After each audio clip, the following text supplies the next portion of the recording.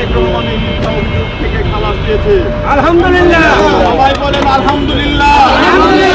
আজকে সেই নেতার কর্মী হিসাবে, সেই দলের কর্মী হিসাবে আমাদের জন্য একটা সুখবর আছে, অত্যন্ত আনন্দদায়ক একটা খবর। আপনারা দেখেছেন এই স্বৈরাচারী ফ্যাসিবাদী শেখ হাসিনা বিএনপির নেতা, বিএনপির ভারপ্রাপ্ত চেয়ারম্যান তারেক রহমানকে বাংলাদেশ সহ বিশ্বের মানুষের কাছে হেয় প্রতিপন্ন করার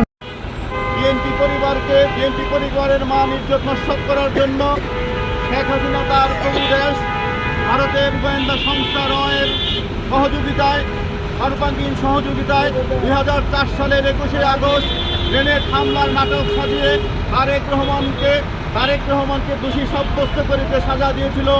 আজকে বাংলাদেশের সর্বোচ্চ আদালতের বাংলাদেশের মাননীয় প্রধান বিচারপতি ডক্টর সৈয়দ মোহাম্মদ রিফাত আহমেদের নেতৃত্বে 6 সদস্যের বিচারক কমিটি এই মামলা খারিজ করে দিয়ে মামলা নিষ্পত্তি করে দিয়েছে। তারেক রহমানের মিথ্যা অভিযোগ থেকে খালাস দিয়েছে। আলহামদুলিল্লাহ, সবাই বলেন